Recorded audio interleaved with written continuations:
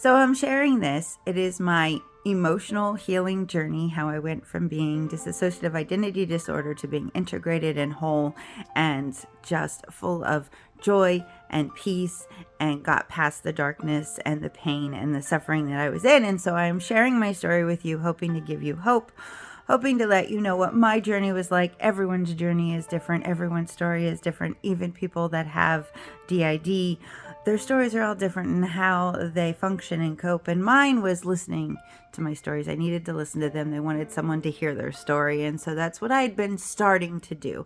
Some of my other videos shared a little bit about their feelings.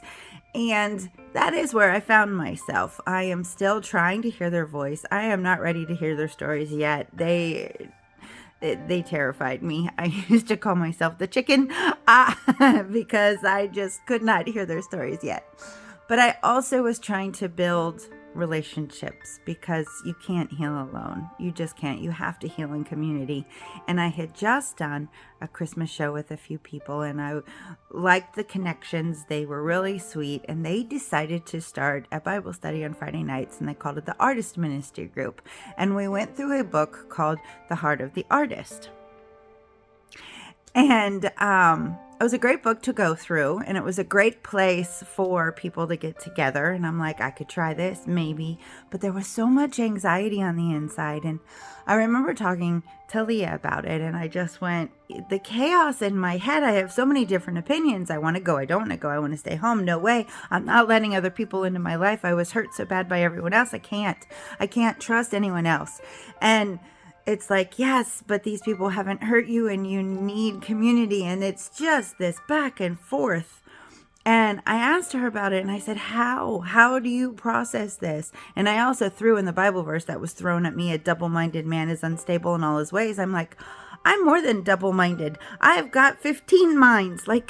And she's like, that verse is not applying to you. Do not apply that to you. Put that aside. And she goes, what is going on is everyone has an opinion, and you're actually listening to their opinions now. And imagine my front lawn filled with picket signs. And that's what we would call it. I'm like, the picket signs. The picket signs are not in agreement.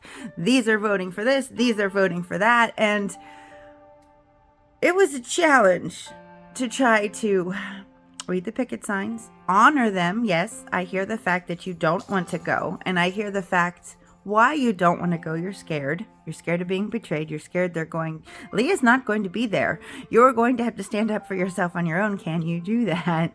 And so I processed through all that and decided, yes, I really want to go. I really want to try to build these friendships and these relationships, and this book interests me. I'm very interested in it. And so I went trepidatiously. And like I said, I knew most of the people. There were 3 or 4 couples there and a couple singles.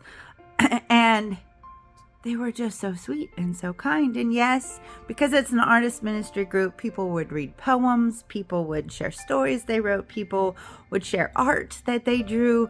I had a few that would sing and sometimes the songs would get to my heart. Music just has a link to my soul, and I would cry.